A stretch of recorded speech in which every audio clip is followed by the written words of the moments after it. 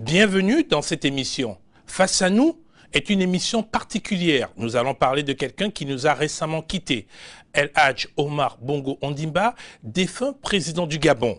Nous l'avons rencontré en 2005 à la veille des élections présidentielles dans une interview Fleuve où il nous parlait de ses difficultés à construire, à développer son pays, où il regardait avec une certaine lucidité la réalité politique de ce pays, le Gabon, dont il en avait fait un des pays phares du continent africain.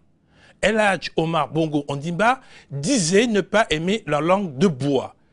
Écouter les critiques des Gabonais face à sa gestion, face parfois à ce que certains ont qualifié de dérive de son régime. Dérive, réalité, discussion, entretien. Voici El Hadj Omar Bongo Ondimba dans cette interview que nous vous rediffusons en sa mémoire. Je suis en face de vous, on ne s'est jamais rencontré. Qu'est-ce que vous aimez? Des gens qui vous, comme on dit, entre guillemets vulgairement, qui vous cirent les pompes, qui vous disent de belles choses, ou quelqu'un qui peut essayer de vous dire la vérité? Oh, ceux qui me disent la vérité, parce que cirer mes chaussures, on n'a pas besoin de les cirer, ils sont déjà cirés. On a l'impression aujourd'hui qu'il y a une opposition qui existe, qui s'énerve, qui s'exacerbe, parce qu'elle dit c'est notre tour.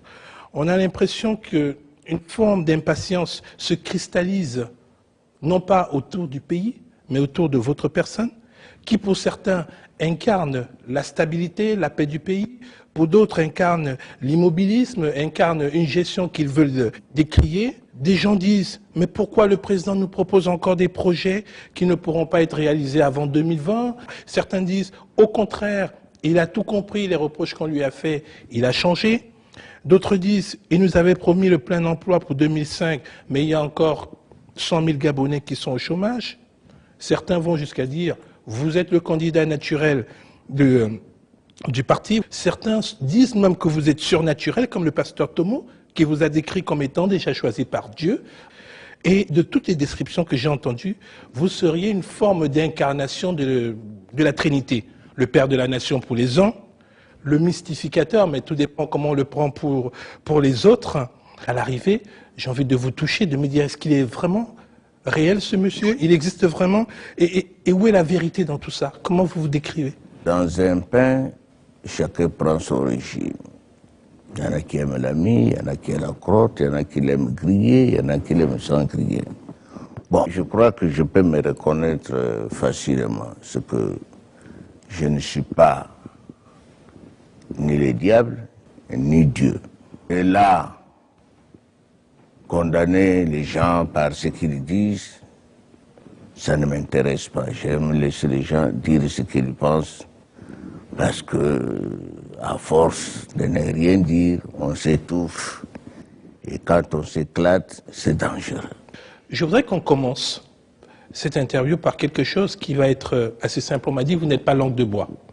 Vous pouvez confirmer? Ouais. Alors, si vous n'êtes pas langue de bois, je souhaite que vous puissiez, sur des points précis que je vais vous donner, nous dire qu'est-ce que vous considérez comme pour vous étant des réussites et qu'est-ce que vous considérez comme étant des échecs. Le premier point, c'est les infrastructures, les routes, les logements. Alors, parlez-moi point par point, parce que, vous savez, je n'aime pas les spaghettis, les macaronis, je n'en mange pas, mélangé. parce que c'est long à couper. Alors, tout ça. Les infrastructures. Point par point, les infrastructures, vous savez, là où je suis, je vais emprunter le propos d'un ami qui m'est cher, qui un jour a dit, je décide, il exécute. Un chef d'État n'est pas fait pour être ministre ou premier ministre à la fois. On est président.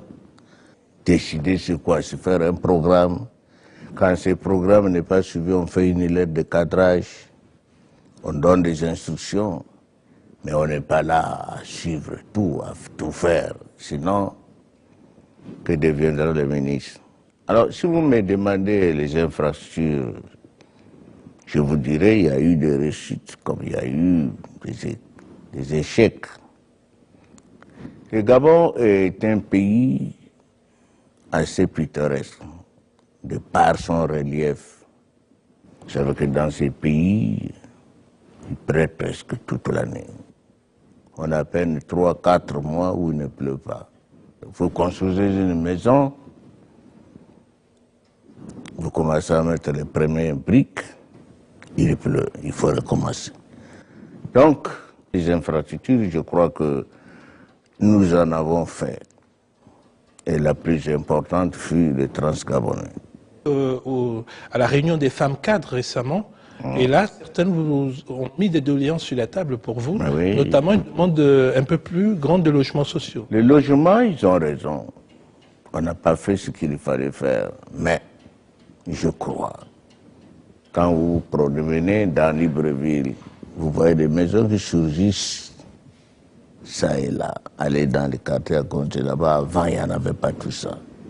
Mais, il n'y a pas que Libreville, il y a aussi l'intérieur. Mais là, j'avoue carrément que la politique du logement n'a pas été formidable. Donc vous placez ça sur un échec quoi, de votre présidence. Bon, ça m'est égal que ce soit sur ma présidence. Avant, je ne sais même pas s'il y avait le mot logement existait. Alors donc, tout a été fait à partir de moi. Tout n'a pas été fait et tout n'a pas été parfait. Sur l'éducation. Je crois qu'on a fait ce qu'il fallait faire. Je défie un pays au sud du Sahara qui a construit des écoles comme le Gabon, qui a scolarisé les enfants comme le Gabon. Il n'y en a pas.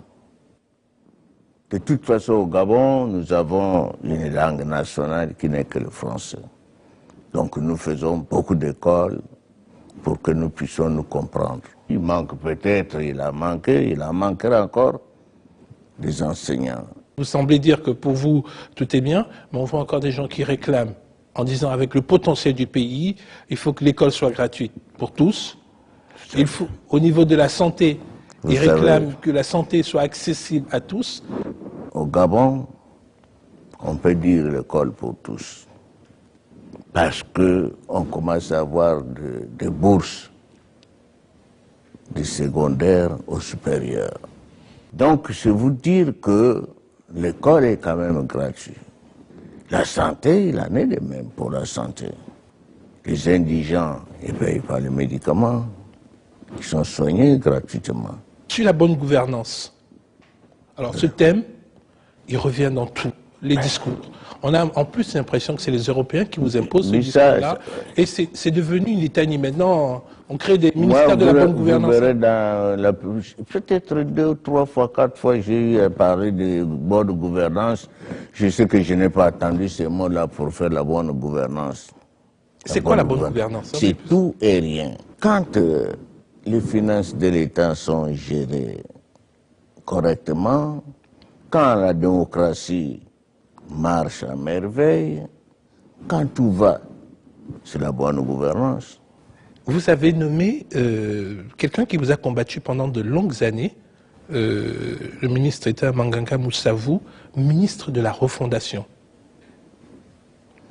C'est quoi cette définition? Ministre de la refondation, qu'est-ce que vous surprend? C'est le ministre ou le mot refondation? On va dire refondation, pas le ministre. Lorsque vous marchez, vous vous arrêtez à un moment donné. Si vous avez couru pour atteindre un but, vous redémarrez en courant, je crois que vous arriverez trop essoufflé ou vous n'atteindrez pas le but. La refondation, ce n'est pas refonder la société gabonaise, mais refonder certains textes qui sont devenus archaïques. Refonder la mentalité, c'est de donner, c'est se remettre en cause pour repartir sur de nouvelles bases. Est-ce que ce n'est pas une nouvelle forme d'alternance que vous êtes en train d'inventer? Parce que lui, il est d'un parti opposé qui vous a combattu pendant 14 ans. Non. Il vient à la refondation, il va venir avec ses idées. Vous savez, j'ai dit que mon pardon est ma meilleure vengeance. Donc on ne parle pas de ça, on s'est brouillé, il est jeune, il a ses défauts comme il a ses qualités. Bon, un jour ils reviendront définitivement ou ils repartiront définitivement. Alors, il ne viendra pas avec ses idées parce que ce qu'il aura à faire, nous l'examinerons ensemble en Conseil des ministres. On en fera appel à certains experts. On corrigera encore ce qui va ou ce qui ne va pas. Pareil qu'il y a certaines personnes qui sont interdites de sortir du territoire, de rentrer sur le territoire, mais on les voit sortir et rentrer. Certains sont interdits de parler, mais on les voit parler quand même. Mais vous savez, ça c'est de la démagogie pure et simple.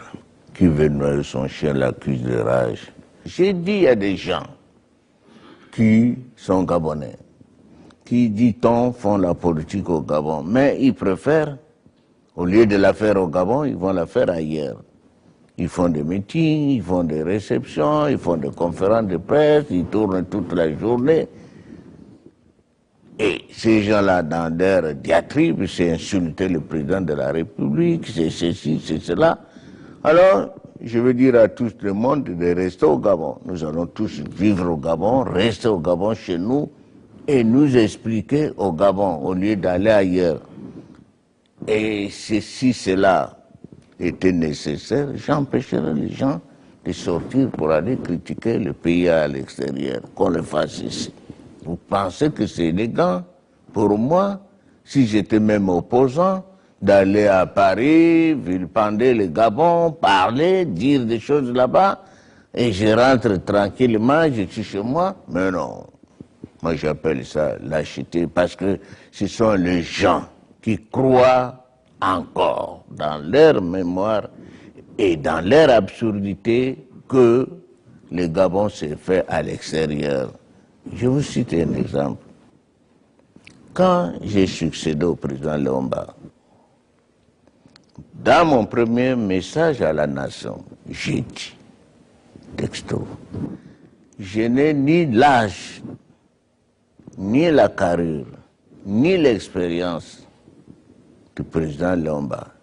Je suivrai sa politique dans ses grandes lignes, mais je n'admettrai aucune pression d'où qu'elle vienne.